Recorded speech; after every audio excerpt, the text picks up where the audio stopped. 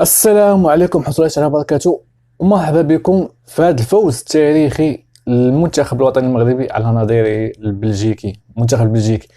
قبل ما كنت باغي ندير الفيديو حتى تهدنت ومع الفرحة ومع هذيك، يعني ما غاديش دير الفيديو على خاطرك، يعني حتى تكالم مزيان وتعرف شنو غتقول.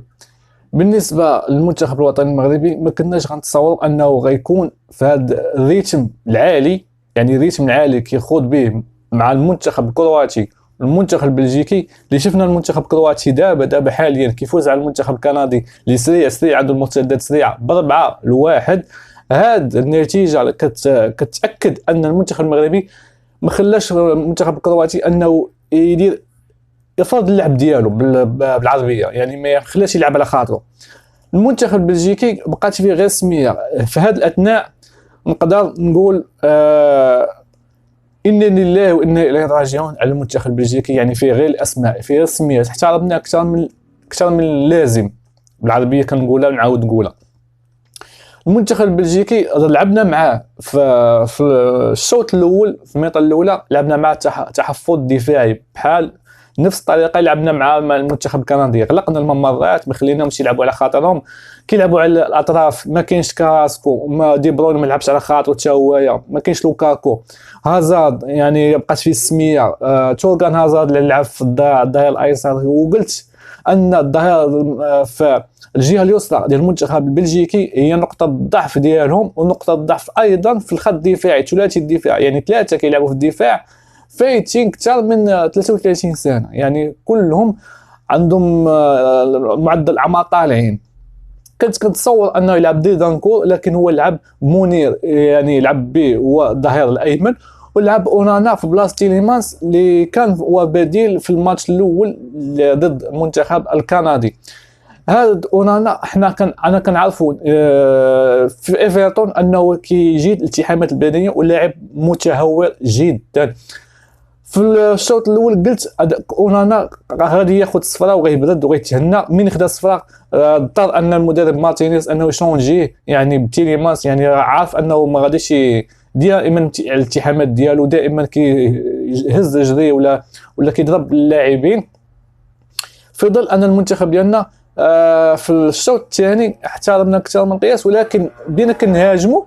وقلت انا هذه من الهجوم ديالنا، اما المنتخب البلجيكي طيح الريتم وبغى يدير انه انه صافي طيح كواري بالعربيه، يعني عيا، او غير الخطه ديالو باش يجرنا عنده ويدير هجمات مرتده. كما قلت انا داك الشيء ديال الكره الحديثه، انه كتهبط الريتم، كتخلي يطلع عندك انه كتطمعوا باش يلعب ضدك في هجمات المرتده. لكن هذا الشيء اللي كنتصوروا ان المنتخب البلجيكي هو طمعنا فيه كثر. يعني ملي كنشوفوا ان الريتم ديالو ما قادرش يهز كره، ما قادرش يخرج بها من وسط الميدان، ما قادرش يدير حتى هجمه منظمه، يعني من الكاري، من الديفونس لوسط الميدان الهجوم، ما قادرش يدير. كيلعب غير باسات طوال او اخطاء دفاعيه من عندنا. لكن المدرب وليد الركراكي فطن ليها ودخل، يعني من الشونجمون ديالو بان انه طامع باغي يربح. من دخل حمد الله وابو خلال عرفنا طامع باغي يربح. ابو خلال اللي دخل وبين ان المكانه ديالو ضمن جميع المدربين اللي تناوبوا على المنتخب الوطني المغربي غير فيرو نهار واحد خليل زيتش. وليد الركراكي دائم الحضور ابو خلال في التشكيله، اما الاوليه والرسميه او الاحتياطيه ديال المنتخب الوطني المغربي، ودائما هو في التشكيل الاساسي ديال الفريق ديالو تولوز الفرنسي. كيجي الادوار يعني بوليفالون، يعني لعب ظهير مهاجم ايمن، مهاجم ايسر، مهاجم اوسط، يعني ظهير ايسر، ظهير ايمن، يعني كلا وسط ميدان، يعني تلعبوا في اي بلاصه. ابو خلال علاش دخل ابو خلال؟ وبلا ما ندخلوا في لي طاي كثار علاش ما دخلش الزلزولي ودخل ابو خلال، يعني ندخلوا لك فيما بعد. شونجمون اللي دار يعني 1-0 بغى يامن النتيجه ديالو، دفع بالياميق وصد الاطراف ديالو، حتى عارف ان المنتخب البلجيكي كيلعب على الاطراف. من تصد الاطراف ديالو دي بروين كيمشي للجهه اليمنى، كيشونجي اناحي في الجهه اليمنى، والصابيري كيجي في الجهه اليسرى. اما زياش كيمشي للجهه اليمنى ولا حمد الله كيجي للجهه، يعني ديما كيطلع البلوك ديالو الامام باش حتى واحد ما يدير هجمه منظمه للمنتخب البلجيكي. في ديك الساعه دخل لوكاكو فباش انه يزيد مهاجم ثاني داخل الصندوق، لكن ليامير كالضيل ديالو تماك فين بانت ان الخطه الدفاعيه ديال وداد الركراكي جاءت بالاكل ديالها، ودرنا الكونتر اتاك، واللي ان الثقل ديال اللاعبين ديال المدافعين المنتخب البلجيكي، وقلت فيرتونخول ضعيف ضعيف ضعيف بزاف. تما فين جا الهدف ديال زياش، خدا كره ميته خداها، دار مراوغه، حط لابو خلال، ابو خلال حط زياش حط بالرجل اليمنى، وابو خلال ضرب بالرجل اليمنى مع العلم ان كلا اللاعبين يمتاز بالرجل اليسرى. تسجل هدف خلاص 2-0. كنا ديك الساعه في المرتبه الاولى، يعني في الصبور الترتيب حنا الاولين.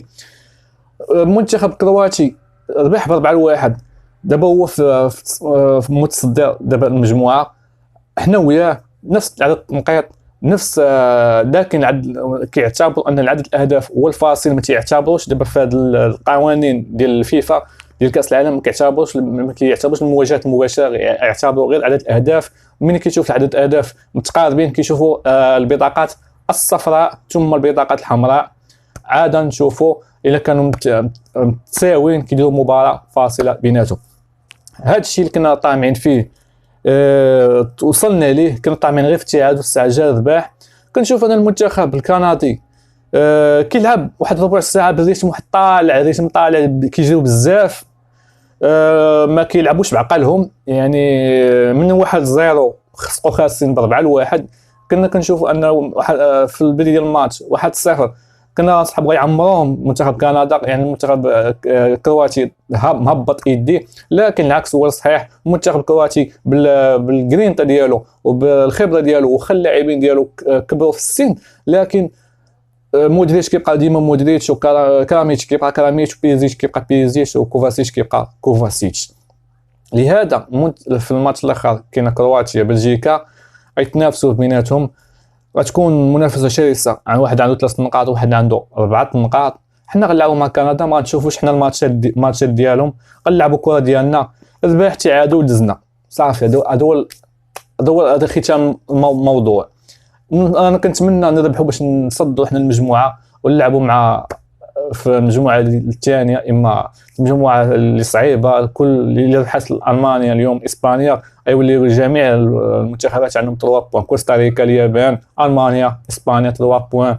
يعني مجموعه الى مبعثره الى ربحت المانيا، اما الى خسرت باي باي المانيا. اسبانيا في الصداره غتولي تنافس غير كوستاريكا واليابان على المركز الثاني، ونتمنى ان اللي تصدر المجموعه نلعبوا مع اليابان او كوستاريكا.